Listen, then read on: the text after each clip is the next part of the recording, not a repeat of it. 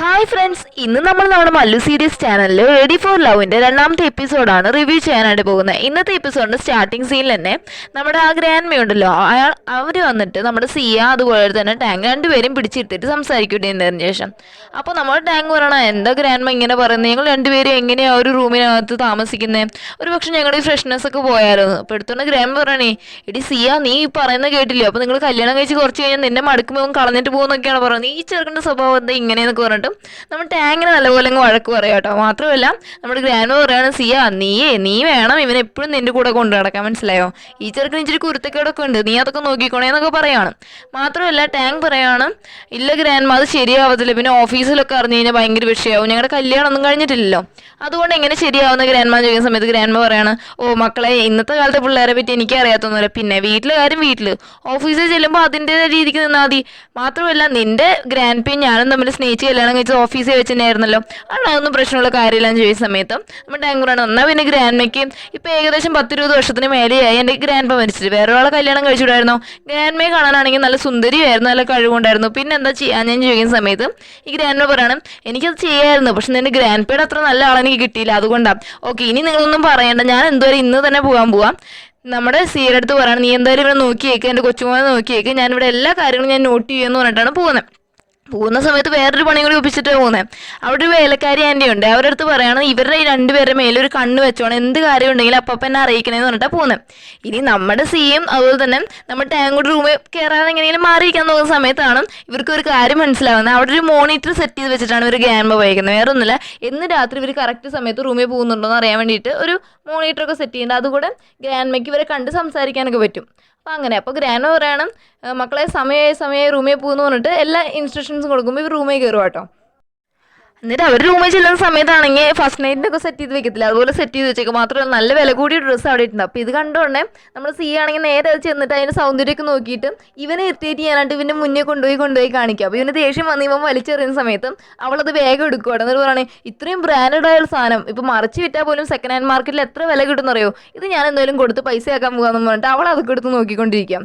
മാത്രമല്ല അപ്പോൾ പിന്നെ ഇവൻ പറയുകയാണോ എന്തെങ്കിലും ചെയ്യുന്നു പറഞ്ഞിട്ട് ഇവൻ വന്ന് ഫേസ് ഒക്കെ കഴിയാനായിട്ട് വാഷ്റൂമിൽ പോകാട്ടോ. അപ്പോൾ ഈ ബെഡാണെങ്കിൽ നല്ല സോഫ്റ്റാണ്, അപ്പോൾ അവൾ നൈസിനങ്ങ് കയറി കിടന്ന് അതിങ്ങനെ എൻജോയ് ചെയ്തിട്ട് ഇങ്ങനെ മൂടി കിടക്കുക കേട്ടോ. ഇവൻ്റെ അടുത്ത് വന്ന് അവൾ പറയാണ്, സിയ പറയണം, അല്ല നിങ്ങളുടെ ഗ്രാൻഡ്മയ്ക്ക് ഒരു കുഞ്ഞിനെ കൊടുക്കണമല്ലോ, അപ്പോൾ നീ ഒരു കാര്യം ചെയ്യില്ല, ഓർഫനേജിൽ നിന്ന് നമുക്ക് അഡോപ്റ്റ് ചെയ്താലോ ചോദിക്കുന്ന സമയത്ത് ഇവൻ പറയണോ ഒന്നും ശരിയാവത്തില്ല, ഞങ്ങളുടെ ഫാമിലി വാല്യൂസിനൊന്നും അത് ശരിയാവത്തില്ലെന്ന് പറയാട്ടോ. അപ്പോൾ അവൾ പറയണം, പിന്നെ നിൻ്റെ കയ്യിൽ ഇത്രയും പൈസയും സൗന്ദര്യമൊക്കെ ഉണ്ടല്ലോ, നിനക്കാണ് നല്ലൊരു പെണ്ണിനെ കിട്ടാത്തേ, അപ്പോൾ നീ എന്തോ ആരെങ്കിലും നോക്കിയിട്ട് വേഗം കൊച്ചുങ്ങളൊക്കെ സെറ്റാക്കാൻ നോക്കുന്നുള്ള രീതിക്ക് ഇവനെ ഒരുമാതിരി ടീസ് ചെയ്യുന്ന പോലെ സംസാരിക്കും. ഇവന് നല്ല ദേഷ്യം വരും കേട്ടോ. ഇവന്ന് വെച്ച് കഴിഞ്ഞാൽ ഇവളിങ്ങനെ മൂടിപ്പോച്ച് കിടക്കൂല, അപ്പോൾ പുതപ്പിൻ്റെ അടി കൂടെ വന്നിട്ട് ചോദിക്കും, ഓ ഞാനെന്തിനെ വേറെ ആളെ നോക്കുന്നത്, എൻ്റെ മുന്നേ ഇതാണ്ട് ഒരു പെണ്ണ് കിടപ്പുണ്ടല്ലോ, അതെനിക്ക് മതി, ഓക്കെയാന്ന് പറയുന്ന സമയത്ത് ഇവൾ പറയും, അയ്യോ അങ്ങനെയൊന്നും പറഞ്ഞു കളയല്ലേ, ഞാനേ അത്ര സ്മാർട്ടല്ല, അതുകൊണ്ട് എനിക്കുണ്ടാവുന്ന കൊച്ചുങ്ങൾ അത്ര സ്മാർട്ട് ആയിരിക്കത്തില്ല, അതുകൊണ്ട് എന്നെ പ്ലീസ് ഒന്ന് വെറുതെ വിടുന്നു പറഞ്ഞിട്ടൊക്കെ ഇവളങ്ങ് കെഞ്ചു കേട്ടോ. ഈ സമയത്ത് ഈ ബെഡിൽ എങ്ങാണ്ട് ഒരു റിമോട്ട് പോലെ ഒരു സംഭവം ഉണ്ടായിരുന്നു, അതങ്ങ് തറയിൽ വീഴുന്ന സമയത്ത് ഈ ബെഡ് ഷേക്ക് ആവും. അപ്പോൾ ഇവരങ്ങ് പേടിക്കും കേട്ടോ. മാത്രമല്ല ആ ഒരു വെപ്രാളത്തിൽ ഇവളാണെങ്കിൽ തറയിൽ ചെന്ന് നടുങ്കുത്തി അങ്ങ് വീഴുക. സംഭവം വെച്ച് കഴിഞ്ഞാൽ ഇതെല്ലാം വന്ന് ഇവന്റെ ഗ്രാൻഡ്മ ചെയ്ത് വെച്ചിട്ടുള്ള പണിയാണ് കേട്ടോ. എന്നിട്ട് ഇവൻ പറയാണ്, നീ ഒരു കാര്യം ചെയ്യ്, തറയിൽ കിടക്കും, ഞാൻ കട്ടിലേക്ക് കിടന്നോന്ന് പറഞ്ഞിട്ട് ഇവൻ അന്ന് കട്ടിലാണ് കിടന്നത്. പിറ്റേന്ന് രാവിലെ ആവുന്ന സമയത്തുണ്ടല്ലോ ഇവനാണെങ്കിൽ ഓഫീസിൽ അത് വീഡിയോ കോൺഫറൻസ് ചെയ്തുകൊണ്ടിരിക്കും. ആ സമയത്ത് ഇവളാണെങ്കിൽ എങ്ങാണ്ട് കുളിക്കാനൊക്കെ പോയേക്കും. അപ്പോൾ ഇവൾ ടവൽ എടുക്കാതെ പോയേക്കുന്നത്. അപ്പോൾ ഇവങ്ങനെ മീറ്റിങ്ങിൽ ഇങ്ങനെ വീഡിയോ കോൺഫറൻസ് സംസാരിക്കുന്ന സമയത്ത് ഇവൾ അവിടെ ചോദിക്കണം, ഇത് ആ ടവലിങ് എടുത്ത് തരാമോ എന്ന് പറഞ്ഞ് ഇതാക്കുന്ന സമയത്ത് ഇവൻ ഓൾറെഡി ഇച്ചിരി റൂഡായിട്ടുള്ളൊരു സിഇഒ അല്ലേ, അപ്പോൾ ഇവൻ്റെ അടുത്ത് ഒരു പെണ്ണിങ്ങനെ ചോദിക്കുന്ന കാണുമ്പോൾ അവർക്കൊക്കെ നല്ല തമാശ തോന്നുന്നുണ്ട്. മാത്രമല്ല ഇവൻ ടവലെടുത്ത് കൊടുക്കാതെ പറയാണ്, മര്യാദയ്ക്ക് എടുത്തോന്നില്ലെങ്കിൽ ഞാൻ ഗ്രാൻഡ്മയുടെ അടുത്ത് പരാതി പറയുമെന്നൊക്കെ പറഞ്ഞിട്ട് ഇവനൊരുമാതിരി കളിയാക്കുന്ന പോലെ സംസാരിക്കും. അപ്പോൾ ഇവൻ എന്താ വെച്ച് കഴിഞ്ഞാൽ വീഡിയോ പോസ്റ്റ് ചെയ്തിട്ട് പോയിട്ട് ഇവൾക്ക് ടവലൊക്കെ കൊടുത്തിട്ട് വന്നിട്ട് പിന്നെയും അത് കണ്ടിന്യൂ ചെയ്യട്ടോ. ആ സമയത്ത് ഇവൾ കുളിച്ചിറങ്ങി വരിക, വന്നിട്ട് പറയണേ, ഓ എനിക്ക് നടുവേദനിച്ചിട്ട് വയ്യ, ഓ ഇന്നലെ രാത്രി നീ കാരണം എനിക്കൊന്ന് ഉറങ്ങാൻ പോലും പറ്റിയില്ല എന്നൊക്കെ പറയുന്ന സമയത്ത് ഈ വീഡിയോ കോൺഫറൻസിലിരിക്കുന്ന ബാക്കിയുള്ളവരില്ല, അവരിത് വേറെ ഏതോ രീതിക്ക് എടുക്കും. ഇവർക്കാണെങ്കിൽ ചിരി അടക്കണമെന്നില്ല. അപ്പോൾ ഇവന് ലാസ്റ്റ് ദേഷ്യം വന്ന് ഇവൻ എന്തെന്നറിയോ, ആ ലാപ്ടോപ്പ് അങ്ങ് അടച്ചു വയ്ക്കും. എന്നിട്ട് അവൾ ചോദിക്കുക, എടാ നിനക്ക് എന്തൊരു വിവരമില്ലേ, നീയേ എൻ്റെ ഭാര്യയാവാൻ പോകുന്ന പെണ്ണ, മനസ്സിലായോ, ബാക്കിയുള്ള മുന്നിൽ എൻ്റെ മാനം കെടുത്താൻ നിൽക്കരുത്, നിനക്ക് എന്തൊരു വിവരമില്ലേ എന്ന് പറഞ്ഞിട്ട് ഇവളെ കുറേ അങ്ങ് കളിയാക്കും, ഇവളങ്ങ് വഴക്ക് പറയുവാണ്. അത് കഴിഞ്ഞ് ആൾ പോകുന്ന സമയത്ത് ഇവൻ വന്ന ഒരാളെ വിളിച്ചിട്ട് പറയണം എൻഗേജ്മെന്റ് കാര്യങ്ങൾ എന്തായി സെറ്റ് ആയോ എന്ന് ചോദിക്കുകയാണ്. വേറെ ഒന്നുമല്ല, ഇവര് ഗ്രാൻഡ് എൻഗേജ്മെന്റ് ചെയ്യാൻ വേണ്ടിയിട്ട് ഇനിയിപ്പോൾ നെക്സ്റ്റ് സാറ്റർഡേ എൻഗേജ്മെന്റിന് വേണ്ടിയിട്ട് എല്ലാ പ്ലാനിങ്ങും തീർത്തുണ്ട്. അപ്പോൾ ഇത് പക്ഷേ ഇവർ രണ്ടുപേരും എൻഗേജ്മെന്റ് ചെയ്യാൻ പോകാന്നുള്ള കാര്യം സിയുടെ ഒരു ഫ്രണ്ട് ഉണ്ട്, ബെസ്റ്റ് ഫ്രണ്ട് ഉണ്ട്. ആ പെണ്ണറിയോ കേട്ടോ. ആ പെണ്ണ് വന്നിട്ട് ശരിക്കും പറഞ്ഞാൽ ആ പെണ്ണിന് സിയെ ഇഷ്ടമൊന്നുമില്ല. നമ്മുടെ അവൾ മനസ്സിലാക്കിയോ ഇങ്ങനെയൊക്കെയാണ് കാര്യങ്ങൾ, ഇവളുടെ കൂടെ എന്തുമായാലും അവന്റെ എൻഗേജ്മെന്റ് നടക്കത്തില്ല, എന്റെ കൂടെ നടക്കത്തുള്ളൂ എന്ന് പറഞ്ഞിട്ട് ഇവള് നേരെ വന്നിട്ട് ജയ് എന്ന് പറഞ്ഞൊരു ബോയ് ഫ്രണ്ട് ഇല്ലായിരുന്നോ നമ്മുടെ സിയയ്ക്ക്, അവനെ വിളിക്കുക. അപ്പൊ അവനാണെങ്കിൽ ചൂതാട്ടം കളിച്ചുകൊണ്ടിരിക്കും കേട്ടോ. അവനാണെങ്കിൽ വലിയ അസുഖമൊന്നുമില്ല, ചുമ്മാ ഇവളുടെ കയ്യിൽ നിന്ന് പൈസ കിട്ടാൻ വേണ്ടിയിട്ട് ഒരു ഉടായ്പ പറയുന്നത് അവൻ. അപ്പോൾ വിളിച്ചിട്ട് പറയുന്നത് താണ്ടെ നിന്റെ ഗേൾ ഫ്രണ്ടിന്റെ കാര്യം വല്ലതും അറിഞ്ഞോ, അവൾക്ക് താണ്ടെ എൻഗേജ്മെന്റ് ആവാൻ പോകുന്നു, നിനക്ക് വല്ല കാര്യമുണ്ടോ ചോദിക്കുന്ന സമയത്ത് ഇവനത് വലിയ ഇതൊന്നുമില്ല കേട്ടോ. അപ്പോൾ ഇവള് പറയുന്നത് നമുക്കൊരു പ്ലാൻ ചെയ്യാം, ഈ എൻഗേജ്മെന്റ് നീ മുടക്കണം, അങ്ങനെയാവുമ്പോൾ നമുക്ക് നമ്മൾ വിചാരിക്കുന്ന പൈസയൊക്കെ കിട്ടുന്നു പറയുന്ന സമയത്ത് ഇവനും അതിനെ അഗ്രി ചെയ്യും. സത്യം പറഞ്ഞാൽ ഇവന് വന്ന് സിയെ ഇഷ്ടമൊന്നുമല്ല, ചുമ്മാ വന്ന് ഇഷ്ടമെന്നുള്ള രീതിക്ക് ഇവള് പൈസ കിട്ടാൻ വേണ്ടി അവന്റെ കടമെല്ലാം തീർക്കാൻ വേണ്ടിയിട്ട് ആണ് അവൻ ഇങ്ങനെ പെരുമാറുന്നത്.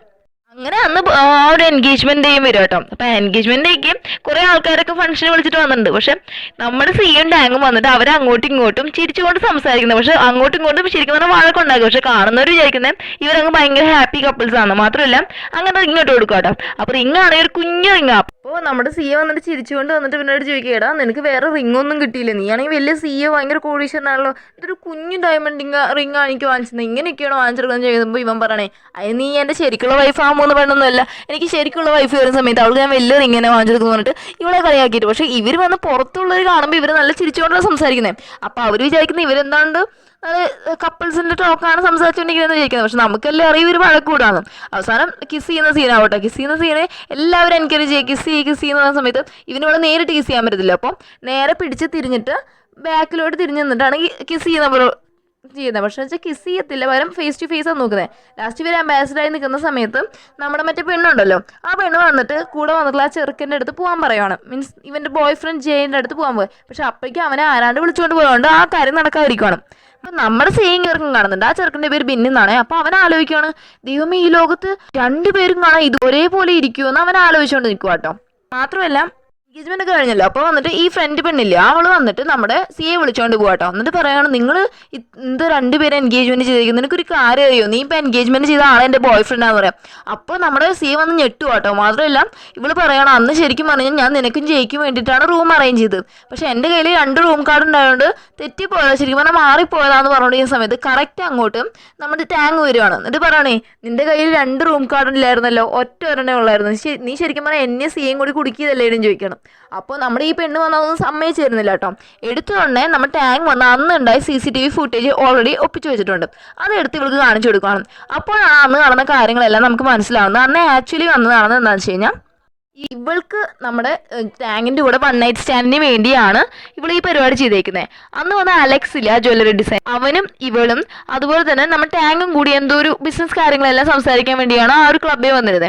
ഇവൻ കുടിക്കുന്നതിൽ ഇവള് വന്നിട്ട് ഡ്രഗ്സ് കലക്കി കൊടുത്തത്. അതുകൊണ്ട് അലക്സ് പോയി കഴിയുമ്പോൾ ഇവനങ്ങ് മയങ്ങി വീഴുവാണ്.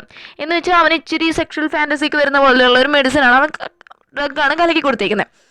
ഇതേ സമയം നോക്കുവാണെങ്കിൽ നമ്മുടെ സി ഉണ്ടല്ലോ അവളുടെ ബർത്ത്ഡേ ആയതുകൊണ്ട് അവിടെ വന്നിട്ട് ഇവളും അതുപോലെ ജയും കൂടി അത് ആഘോഷിക്കുക. ആ സമയത്ത് ജയിക്ക് എന്തോ ഓഫീസിൽ നിന്ന് കോൾ ഉണ്ടെന്ന് പറഞ്ഞിട്ട് അവൻ അവിടെ നിന്ന് ശരിക്കും പറഞ്ഞാൽ ഇവളെ അങ്ങ് കളഞ്ഞിട്ടാണ് പോകുന്നത്. അപ്പം അങ്ങനെ ചെയ്യുന്ന സമയത്ത് സത്യം പറഞ്ഞു കഴിഞ്ഞാൽ ഇവരെ കൊണ്ടുപോകാം, നമ്മുടെ അങ്ങനെ കൊണ്ടുപോയിട്ട് 1 നൈറ്റ് സ്റ്റാൻഡ് ചെയ്യാന്ന് വെച്ചിട്ട് ഈ ഫ്രണ്ട് പെണ്ണ് നോക്കുന്ന സമയത്ത് അവൾക്ക് കറക്റ്റ് ഒരു കോൾ വരും. ഇവളാണെങ്കിൽ സാധാരണ ഒരു കരിയറൊക്കെ സ്റ്റാർട്ട് ചെയ്തിട്ടേ ഉള്ളൂ, ഇവൻ നമ്മുടെ ടാങ്ങിൻ്റെ കമ്പനിയിൽ ഒരു മോഡലുമാണ്.